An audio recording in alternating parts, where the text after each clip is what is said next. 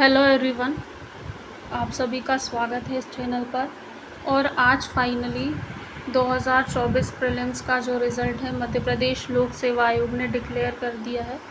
और उसका cut off आप देखोगे, लगभग जो कुछ बड़े ग्रुप्स थे, मतलब बड़े कोचिंग संचालक थे, जिनका जो अनुमानित कट ऑफ था हर साल इसके अराउंड रहता था, सही सटीक रहता था। तो उसी तरह 80 क्वेश्चंस जो है, 80 प्रश्न जनरल कैटेगरी के हैं।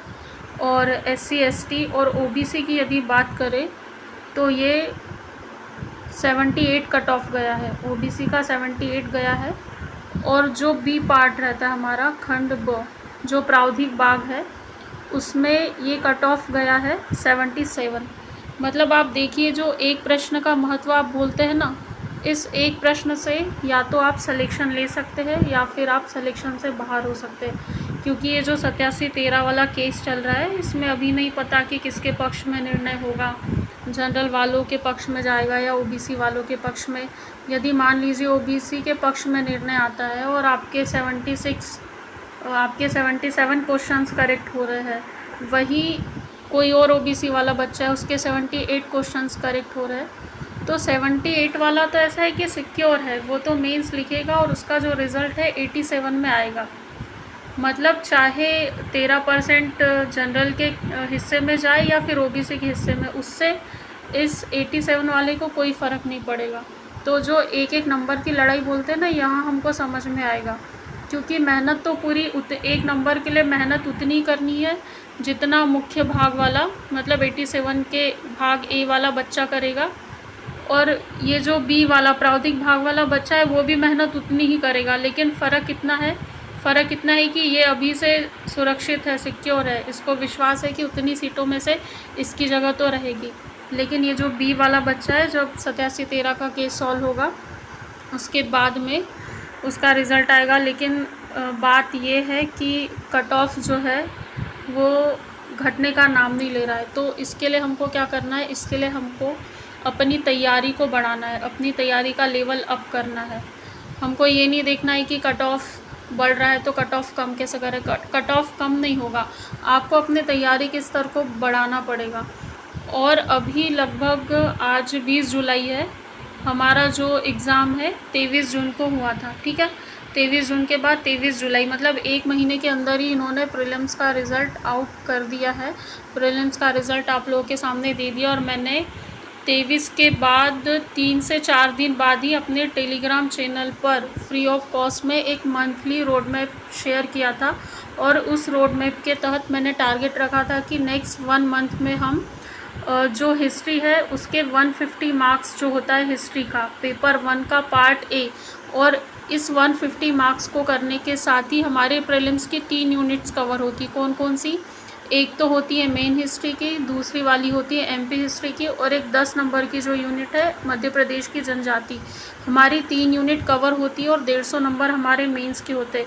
तो आप देखिए, आप भरोसा करिए और आप खुद से पूछिए कि आप सही बोल रहे हैं या झूठ बोल रहे हैं। क्या 23 जून का पेपर देने के बाद कट ऑफ के पीछे और मेंस कब होगा नहीं होगा, हमारा प्री में सिलेक्शन होगा या नहीं होगा, सोर्सेस कहाँ से ले, कैसे पढ़े, किस कोचिंग के नोट्स अच्छे, इसमें आपने टाइम वेस्ट नहीं किया। आप बताइए कि आपने कितनी यूनिट कंप्लीट की है। मुझे लगता है कि एक यूनिट भी ठीक से कंप्लीट नहीं की होगी।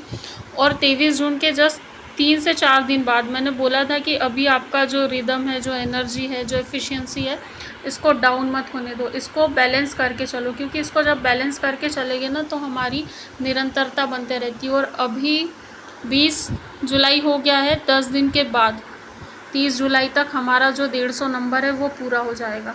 जितने भी बच्चे वहाँ पे, लगभग 900 बच्चे ग्रुप में जुड़े हैं। और बीच में एक दिन ऐसा भी हुआ था कि मैं टारगेट नहीं दे पाई थी, तो खुद से मैसेज करने लगे कि मैडम आज टारगेट क्यों नहीं मिला है। मतलब वो पढ़ रहे हैं, लगभग 900 बच्चे रोज़ अपना होमवर्क कर रहे हैं वहाँ पर। अभी 10 दिन के बाद हमारे 150 नंबर की हिस्ट्री कंप्लीट हो जाएगी और प्रीलिम्स की 3 यूनिट कंप्लीट हो जाएगी। साथ में लुसेंट का जो पोर्शन है वो भी उसमें कवर हो जाएगा। तो इसीलिए क्या है, किसी ग्रुप से जुड़ना या निरंतरता बनाए रखना बहुत ज़रूरी है। मैं ये नहीं बोल रही हूँ कि मेरे ही ग्रुप से जुड़िए, आप कहीं भी जुड़ जाइए। यूट्यूब चैनल पर या टेलीग्राम ग्रुप में तरह तरह के मतलब बहुत सारे मेंटर्स हैं जो गाइडेंस देते हैं, और कोई निःशुल्क प्रोग्राम है तो उसमें तो जुड़ ही जाइए। अब ये तो रिज़ल्ट की बात हो गई, और पिछले लगभग 20-25 दिन का आपका हिसाब हो गया है ना। अब ठीक है, जो हो गया सो हो गया, लेकिन आगे क्या करना चाहिए? देखिए आगे क्या है, जिनका प्री क्लियर हुआ है वो तो नो डाउट मेंस की तैयारी करेंगे, लेकिन जिनका प्री क्लियर नहीं हुआ है अब वो मेंस तो करेंगे, लेकिन मेंस के साथ अगला जो प्री है 2025, इसके लिए उन बहुत फोकस्ड रहना चाहिए। देखिए एक बात बहुत ध्यान से समझिएगा, होता क्या है, अभी तक मेंस और प्री के जो साइकिल था इसमें आप लोग फंसे हुए थे, लेकिन अभी आपके पास लगभग 6 से 8 महीने हैं। अब इन 6 से 8 महीने में भी आप फंसना मत। क्यों ऐसा क्यों बोल रही हूँ? क्योंकि बहुत सारे जो यूट्यूब वीडियोस हैं मैंने उसमें देखा, तो वो लोग ये बता रहे हैं कि जो प्रीलिम्स है मार्च में होगा, है ना, तीसरे महीने मतलब मार्च में होगा। कुछ लोग कह रहे हैं कि फरवरी में होगा, मतलब दूसरे महीने में होगा, लेकिन इसकी कोई गारंटी नहीं हो सकता है जनवरी के लास्ट वीक में ही आयोग प्रीलिम्स कंडक्ट करा ले। आप गारंटी दे सकते हो क्या? नहीं, जनवरी के लास्ट में नहीं होगा, कुछ भी हो सकता है। हो सकता है जैसे इन लोगों का सितंबर में, 2024 वालों का सितंबर में अभी मेंस होगा, उसके बाद अक्टूबर या नवंबर में ही नोटिफिकेशन डाल दे और 90 या 100 दिन का समय दे दे और बोले कि चलो जनवरी में आपको प्री देना है। तो क्या है, मैं ये बोलना चाह रही हूँ कि अंधा भरोसा करके यहाँ पे मत बैठे रहना। आप अभी मेंस पढ़ो नो डाउट, लेकिन डेली 1 घंटा प्री को दे के चलो। प्री के जो फैक्ट है, प्री के जो PYQ है, प्री के जो क्वेश्चंस पेपर टेलीग्राम में फ्री में डले हुए हैं, मैं नहीं बोल रही हूँ कि किसी की टेस्ट सीरीज़ लो, बिल्कुल मत लो। आप क्या करो, मेंस पढ़ो, लेकिन मेंस के साथ में अभी से 200 दिन का या फिर 250 दिन का या फिर 100 दिन का, है ना, 100 दिन का एक प्लान खुद से बना लो, उसमें टॉपिक डिवाइड कर लो और उसमें पर डे 1 से 1.5 घंटा तो प्री को दे के चलो। क्योंकि होता क्या है ना, अभी बहुत सारे बच्चे वर्किंग प्रोफेशनल होंगे, जो कोई नौकरी में होंगे, अपनी नौकरी की तरफ वापस लौट गए होंगे, कुछ पारिवारिक मुद्दों में उलझ गए होंगे, कुछ इधर उधर की बातों में अभी बहुत बिजी होंगे, किसी के घर पे कोई परेशानी चल रही होगी, तो इन सब में आप फंसे हो। जैसे ही प्री का नोटिफिकेशन आउट होगा आप बिल्कुल होश में आ जाओगे, फिर आपको लगेगा कि अभी तक तो हमने ना ही मेंस किया है और ना ही हम प्री अच्छे से करने की हालत में, तो क्या करें। तो अभी का जो 1 घंटा आप प्री को दे रहे हो ना, ये तब आपकी बहुत मदद करेगा। देखिए इस बात पर जोर मत देना कि जैसे ही प्री का नोटिफिकेशन आता है सब पढ़ते हैं, सब पढ़ने लगते हैं, सब टेस्ट सीरीज़ लगाते, सब रिवीजन करते, सब भर भर के प्रैक्टिस करते। इससे आपको कोई मतलब नहीं होना चाहिए। आपको मतलब इस बात से होना चाहिए कि आप क्या कर रहे हो। आप क्या कर रहे हो, ये सबसे बड़ा प्रश्न मार्क है, ठीक है, सबसे बड़ा क्वेश्चन मार्क है। यदि आप आज से भी शुरुआत करते हो, एक एक दिन 1-1, 1.5-1.5, 2-2 घंटे लेके प्री के टॉपिक्स को बिल्कुल पक्का कर लेते हो, तो 100 दिन में आप 100 टॉपिक ऐसे कर सकते हो जो बिल्कुल हाईलाइटेड है, जहाँ से क्वेश्चंस आते ही है, या फिर आपका कमज़ोर था आप उस पर कमांड कर लो।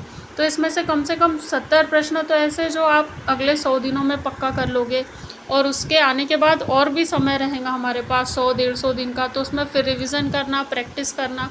हम लोग क्यों सोचते हैं कि जैसे ही नोटिफिकेशन आएगा वैसे ही पढ़ने बैठेंगे। हमको हमारी अप्रोच ये होनी चाहिए कि जिस दिन नोटिफिकेशन आउट होता है उस दिन से केवल प्रैक्टिस करेंगे, बहुत सारे MCQ लगाएंगे, बहुत सारे पेपर सॉल्व करेंगे, बहुत सारे मॉक टेस्ट देंगे, बहुत सारा जो फैक्ट है उसको रिवाइज़ करेंगे। हमारी ये अप्रोच होनी चाहिए। जब तक हमारी ये अप्रोच नहीं होगी, हम सिलेक्शन लेने से ऐसे ही दूर भागते रहेंगे। हम खुद सिलेक्शन से दूर भागते हैं, सिलेक्शन हमसे दूर नहीं भागता है।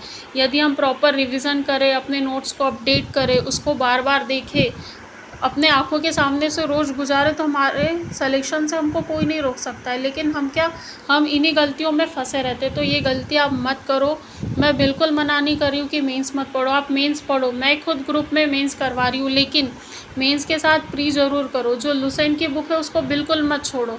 यहाँ से बहुत सारे ऐसे प्रश्न हैं जो सीधे सीधे आते हैं, तो आप इस चीज़ को बहुत गंभीरता से लीजिए। 2025 के लिए एक प्रॉपर अपने समय अनुसार आपकी क्या योग्यता है, कौन सा विषय आपका अच्छा है, कौन सा कमज़ोर है, ये देख के खुद का अपना प्लान कीजिए।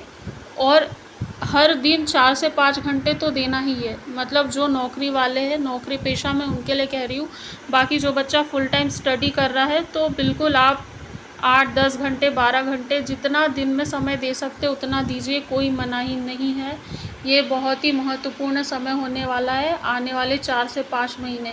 ये जो 4 से 5 महीने हैं, यही डिसाइड करेंगे कि 2025 में आपका रिज़ल्ट क्या रहेगा। होता ये है ना कि हम जैसे अभी मेंस भी पढ़ ले, 4-5 महीने मेंस भी पढ़ ले, उसके बावजूद जब प्री आएगा तो हमको लगेगा हमारा प्री का तो कुछ हुआ ही नहीं है, और उस समय जो घबराहट होती, हड़बड़ाहट होती, बेचैनी होती, तो इससे बचने के लिए आपको ये करना है कि अभी उसी मेंस में से जो प्री के टॉपिक है उसको करते चले, उसकी प्रैक्टिस करते चले, अभ्यास से छूटे नहीं।